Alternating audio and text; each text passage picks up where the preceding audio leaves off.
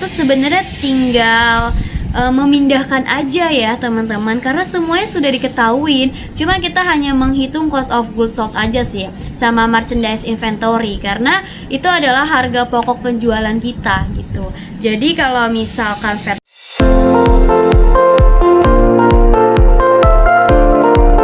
Assalamualaikum warahmatullahi wabarakatuh. Halo teman-teman, kembali lagi dengan aku Kamuli. Hari ini aku akan membahas mengenai jurnal penjualan.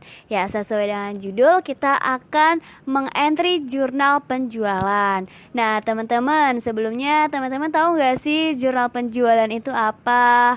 Oke, kalau teman-teman sudah tahu, kita ulas kembali, kita review kembali. Jurnal penjualan adalah jurnal untuk mencatat semua jenis transaksi penjualan secara kredit.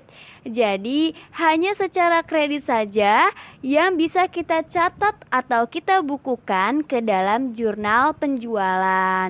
Nah, Kak, kalau misalnya penjualannya secara tunai itu bagaimana? Oke, kalau kita mendapatkan penjualan secara tunai, maka kita menerima uang dong secara tunai, secara langsung ya kan. Nah, kalau kita mendapatkan uang secara tunai, entah itu penjualan atau piutang usaha, nah maka kita akan masukkan ke dalam pembukuan jurnal apa teman-teman? Ya, jurnal penerimaan kas. Nah, jadi tahu dong bedanya penerimaan kas, pengeluaran kas, penjualan, serta pembelian. Itu adalah 4 jenis jurnal khusus. Nah, kalau teman-teman ingin lebih tahu, teman-teman bisa cek video sebelumnya. Aku sudah bahas jurnal khusus, apa aja materinya, teorinya, kegunaannya, dan lain sebagainya. Tapi untuk video kali ini, aku akan fokuskan kepada jurnal penjualan, cara mengentry jurnal penjualan. Jadi aku ada beberapa soal. Oke, sebentar, aku ambil dulu ya. Oke teman-teman, aku udah punya nih latihan soal LSP ya, yang teman-teman nanti kelas 12 akan ada ujian sertifikasi.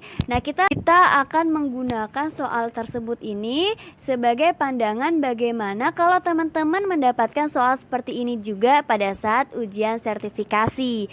Nah, pada saat ujian sertifikasi itu teman-teman akan mendapatkan soal seperti ini. Nanti kita akan bahas ya sama-sama. Sebelumnya gimana ya ini caranya supaya aku bisa terdengar dan gak usah pegang ini ya. Coba. Seperti ini mungkin terdengar ya teman-teman. Coba.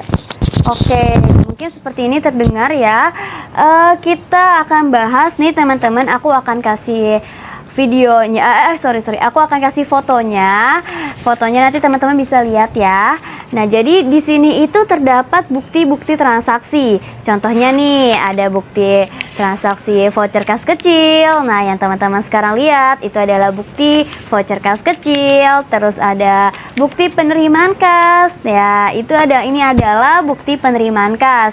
Kemudian ada faktur. Nah, teman-teman tahu nggak faktur itu apa?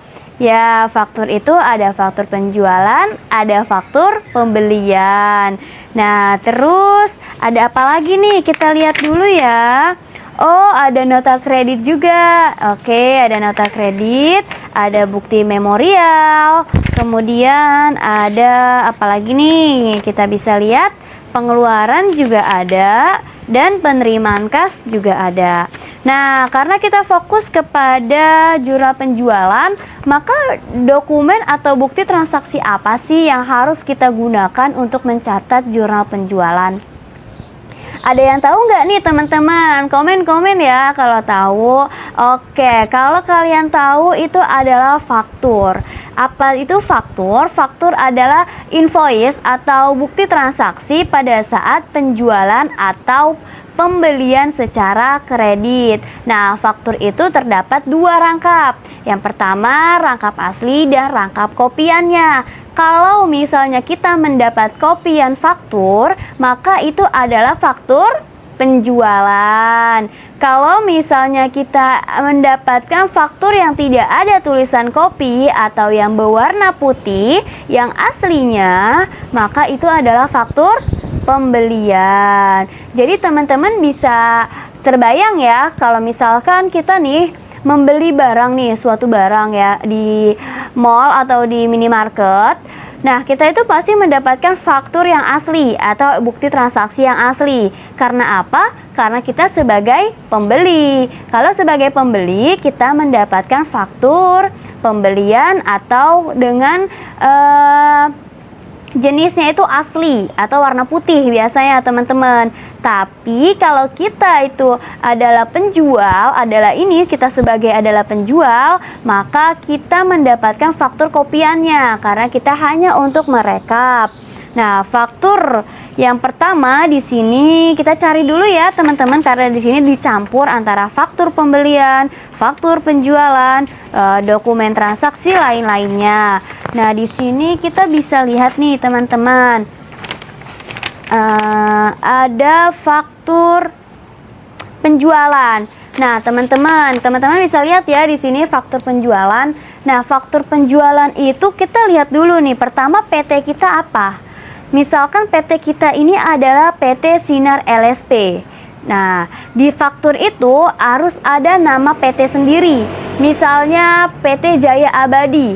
Nah, berarti namanya PT Jaya Abadi. Tapi kalau bukan nama perusahaan kita, itu adalah faktur pembelian. Itu juga perbedaan antara faktur penjualan dan faktur pembelian. Jadi teman-teman bisa lihat di sini ada PT Sinar LSP. Itu adalah PT kita sendiri. Berasumsikan bahwasannya teman-teman adalah pemilik atau yang membukukan pembukuan PT Sinar LSP. Teman-teman harus mengasumsikan diri sendiri dulu ya. Kalau kita adalah PT Sinar LSP. Kemudian di sini kita terlihat lagi nih, ada apa nih teman-teman? Ada kopi ya. Kopiannya nih berarti teman-teman. Kita bisa lihat ada kopiannya. Kemudian kita coba menganalisis dokumennya dulu ya, baru kita akan menjurnalnya kemudian. Nah, setelah dari itu ada kepada yang terhormat. Nah, kepada yang terhormat berarti adalah nama pembeli yang telah beli kepada kita. Yang telah beli kepada kita yaitu ada Toko Andani. Jadi Toko Andani ini telah membeli barang ke kita, yaitu serupa. Nah, di sini ada kirimannya. Nanti dikirimnya kapan? Dikirimnya tanggal 2 Desember 2018. Purchase order. Terus terminannya 1/10 N/30. Kalau terminannya teman-teman pasti udah tahu ya, dan gak usah perlu dibahas lagi. Kalau misalnya mau dibahas, teman-teman bisa komen di bawah. Kalau yang belum tahu, teman-teman bisa cek video aku sebelumnya. Nah, setelah dari itu freight-nya itu FOB shipping point. Terus ada keterangannya, ada kuantitinya, item nomornya, deskripsinya, ada harganya, totalnya, dan PPN-nya atau pajaknya. Terus kemudian ada subtotal, ada PPN-nya 10%. Kita udah diketahui ya teman-teman, di sini teman-teman bisa baca. Kemudian ada approved by dan sales department. Kemudian kita akan menganalisis ya. Oke, sebelum kita akan menganalisis, teman-teman buka bukunya sambil dibaca, sambil ditulis ya. Teman-teman harus sambil ditulis karena biar teman-teman juga bisa mengingatnya, bisa mempelajarinya, bisa mempraktekkannya. Teman-teman bisa membuat formatnya dulu. Formatnya seperti ini.